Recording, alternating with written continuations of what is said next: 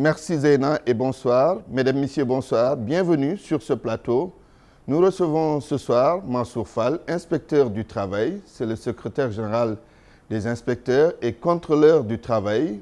Bonsoir Mansour. Bonsoir Antoine. Nous allons parler des accords non appliqués selon les syndicats d'enseignants et autres syndicats également de la santé, entre autres. Mansour, beaucoup de syndicats se plaignent de la non-application des accords signés avec le gouvernement. C'est le cas du SAES aujourd'hui. Quel est le problème à votre avis? Tout d'abord, je tiens à dire bonsoir à vos téléspectateurs. Et par rapport à votre question, comme vous l'avez constaté avec tout le monde, effectivement, aujourd'hui, beaucoup de syndicats se plaignent par rapport au respect des accords qui ont été signés par le gouvernement. Et la dernière complainte, c'est celle du SAES, le syndicat autonome des enseignants du supérieur. Là, il faudrait quand même reconnaître que ce n'est pas une première dans l'histoire des relations sociales, des relations professionnelles au Sénégal. Et donc, le gouvernement, moi j'ai l'impression que le problème fondamental du gouvernement, c'est que c'est un gouvernement qui signe des accords sans pour autant maîtriser un certain nombre d'éléments. Comme quoi exactement? Parce qu'on ne peut pas signer quand même des accords en étant sûr qu'on ne pourrait pas les respecter. Alors, le premier réflexe que le gouvernement doit avoir en signant des accords, c'est d'abord de réaliser des études. Il est heureux de constater que lorsque le président Sall est arrivé en 2012 au pouvoir, la première chose qu'il a eu à dire, c'était de renvoyer tous les partenaires sociaux vers l'étude sur le système de rémunération. Et d'ailleurs, soit dit en passant, l'étude a été réalisée, mais jusqu'à présent, les gens attendent.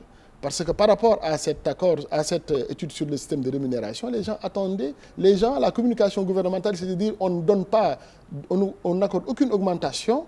Et derrière, donc les gens disaient, si l'étude venait à être réalisée, certainement il y aurait des accords derrière. Mais il n'en est rien, parce que jusqu'à présent, effectivement, on a du mal à positionner l'accord, effectivement, l'étude dans le cadre de l'agenda social. Tout à fait. Et maintenant, par rapport au préalable, l'étude d'abord, c'est également avoir une posture pédagogique, expliquer aux membres du gouvernement que lorsque, le plus souvent, c'est le ministère de la fonction publique qui est en première ligne par rapport aux accords, parce que souvent, c'est dans la fonction publique. Il est évident qu'il y a également d'autres ministères sectoriels, tel le ministère de la Santé, pour prendre les secteurs les plus agités, le ministère de la Santé, disais-je, le ministère de l'Enseignement supérieur et le ministère de l'Éducation nationale. Et il est paradoxal de constater, à chaque fois que des accords sont signés, le problème c'est au niveau du ministère des Finances. Oui, justement, c'est ce qu'on ne peut pas comprendre. Quel est le problème? Ministère des Finances, membre du gouvernement. Justement, on a tendance à pointer du doigt la coordination au niveau de l'action gouvernementale. Parce que quelque part... C'est un problème de coordination alors? Ben, nous, on a une posture syndicale. La posture syndicale, c'est de dire, par exemple, que le gouvernement, lorsqu'il signe des accords, effectivement, ça doit être en parfaite coordination avec tous les acteurs concernés. Et d'ailleurs, lorsqu'on signe des accords, tous les ministres concernés apposent leur signature. Y compris le ministère des Finances. Y compris le ministère des Finances. Parce qu'il ne devait pas y avoir problème à ce justement, niveau. ce sont des questions à instance financière. Il est évident que souvent, ce qu'on nous oppose, c'est qu'il y a des priorités. Il y a des priorités. Soit on le leur concède. Mais si on est dans le champ des priorités, mais la paix sociale, Antoine, est une priorité. Parce que sans paix sociale, on ne peut pas espérer avoir un développement économique dans ce pays-là. Et donc, par rapport à cela, la posture pédagogique voudrait qu'on sensibilise suffisamment le ministère des Finances sur les conséquences qui sont liées au non-respect des accords. Je donne un exemple très simple. Ça fait des années, pas plus tard que cette année d'ailleurs, qu'on a entendu les enseignants du supérieur se plaindre par rapport à des salaires qui étaient payés en retard. Mais il est inacceptable qu'au niveau de l'université, qu'on ne soit pas en mesure de gérer de façon durable ces questions liées à la rémunération. Parce qu'il ne faudrait pas que les gens perdent de vue une chose. Aujourd'hui, la tendance, c'est de dire que la rémunération, c'est un revenu du ménage. Donc, nous en sommes à ces concepts-là. c'est un revenu du ménage. Par conséquent, il faut nécessairement que le gouvernement sécurise la rémunération de ses agents. Mais sur d'autres aspects, effectivement, le gouvernement, moi je pense qu'au niveau du ministère de la fonction publique, il y a un comité de suivi. Il y a une instance qui est dédiée au suivi des accords. Mais j'en doute fort. Est-ce que cette instance-là existe au niveau du ministère? Elle ne marche pas, cette instance. Elle ne marche pas bien. En tout cas, au niveau du ministère de la fonction publique, les instances, ce sont des instances effectivement qui regroupent l'ensemble des acteurs. Qui ne marchent pas bien? Si, ça marche bien. Mais si ça marchait bien, pourquoi il y a tous ces problèmes alors? Justement, Antoine, c'est que le problème que nous avons et qu'il faut dire, c'est qu'aujourd'hui au Sénégal, moi j'ai l'impression que les ministres sont là que pour inaugurer des chrysanthèmes. Il y a problème alors? Il y a problème. Et d'ailleurs, je ne sais pas si vous avez remarqué que tous les conflits sociaux sont tranchés lors des conseils présidentiels. On signe des accords, on a du mal à les appliquer et in fine, le président de la République convoque tout le monde au palais. Et tout le monde est content. On s'entend sur quelque chose. Il donne des directives, mais qu'on ne respecte pas. Qu'on ne respecte pas. Oui, votre opinion sur cela. Le président de la République qui donne des directives pour l'application de certaines choses, mais rien ne se fait. Mais le président de la République, on dit que c'est l'homme le plus informé de ce pays. Et il a des techniciens, effectivement, qui sont au service des différents ministères pour tirer la sonnette d'alarme. Je vous ai parlé du comité, effectivement, de suivi des accords au niveau du ministère de la fonction publique. Si vous prenez le ministère du Travail, les cahiers de doléances, on réalise ce qu'on appelle la synthèse des cahiers de doléances. En 2013, il y a eu un protocole d'accord qui a été signé dans ce cadre-là.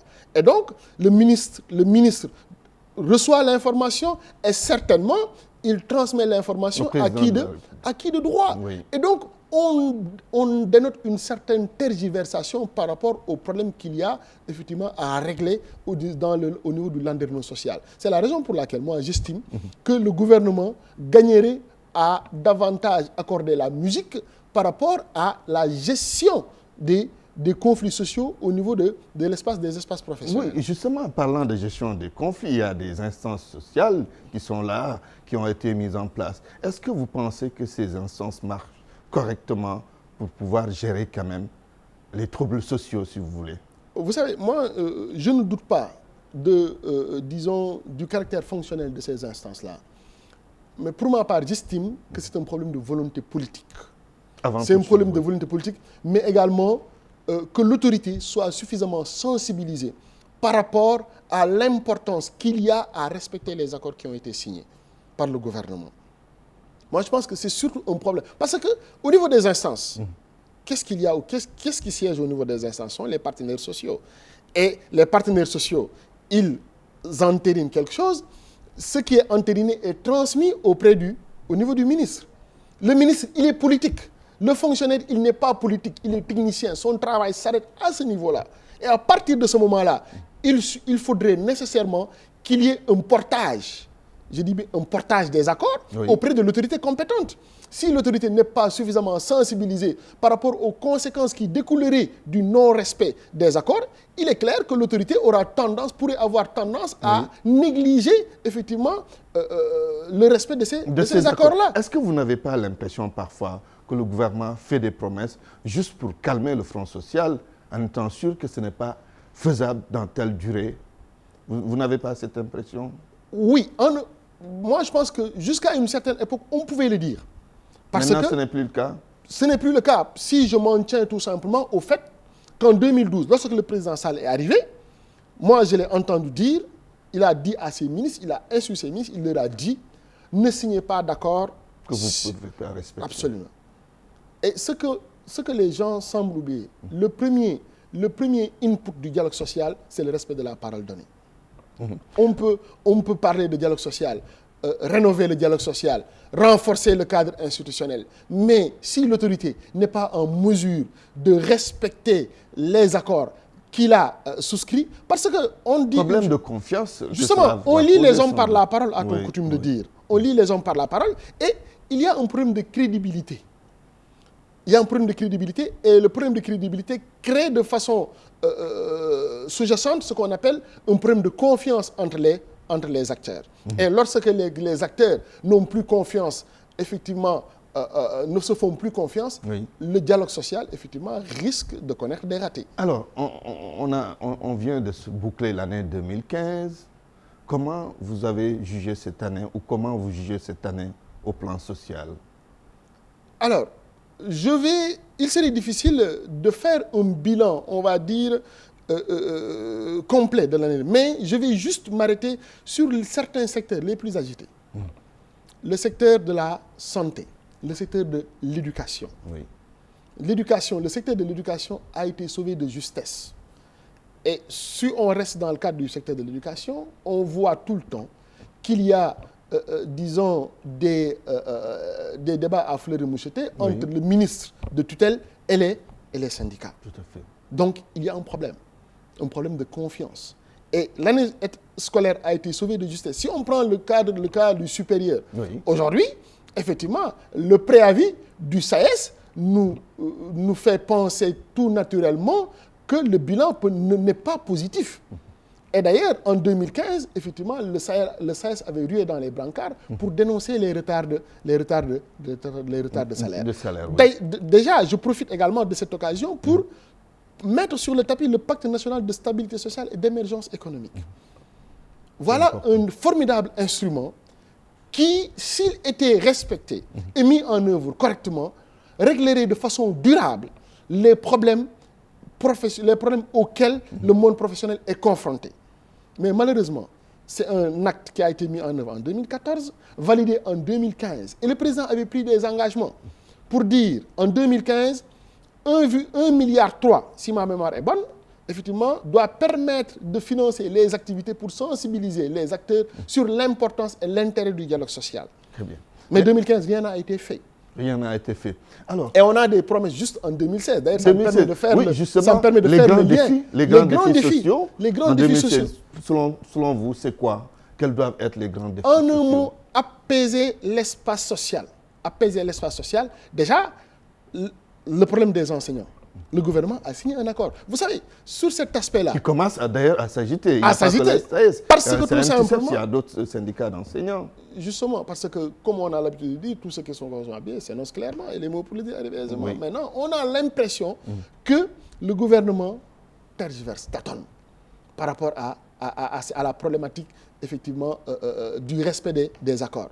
C'est le gouvernement qui avait signé, qui avait dit qu'effectivement que la question de l'avancement, la question effectivement de la prise en charge serait réglée de façon définitive. Mais on est au mois de janvier. Il faudrait qu'on donne des gages aux acteurs syndicaux. Contrairement à ce que beaucoup de gens pensent, les syndicats ne sont pas irresponsables. Tout autant que les politiques, les syndicats sont des patriotes. Effectivement, la démarche syndicale, la posture syndicale, c'est de revendiquer. Le syndicat ne prendra pas les escaliers. Aussi, mais justement, d'ailleurs, justement, je disais ce matin que les syndicats sont responsables. Ils peuvent dire on ne prend pas les escaliers, on prend l'ascenseur.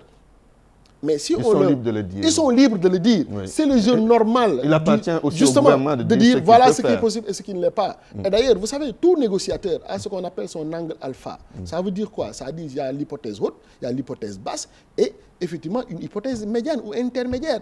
Et donc, à chaque fois que on est dans les instances de négociation, on a en ligne de mire ces éléments-là. Donc, les gens ne viennent pas comme ça avec le néant. Non, on a des éléments, on a des études. Et d'ailleurs, par rapport à ça, il faudrait que le gouvernement sache une chose. On est dans le cadre du partenariat social. Très bien. Donc, c'est un défi. C'est de faire en sorte que les syndicats soient des partenaires. D'ailleurs, il est vrai qu'il y a des choses qui sont en train d'être faites dans cette dynamique-là. Mais il faudrait que ça soit renforcé et que le ministère des Finances, qu'au niveau du ministère des Finances, qu'on soit davantage conscient du coût de la paix sociale. Très bien. Merci, Mansour Fall. Je vous en prie. Je rappelle que vous êtes inspecteur du travail, vous êtes le secrétaire général du syndicat des inspecteurs et contrôleurs du travail. Merci d'avoir accepté cette invitation. À vous, Zeyna, c'est tout pour ce soir. Demain, retrouvez membre du BRACAN. Excellente soirée chez vous.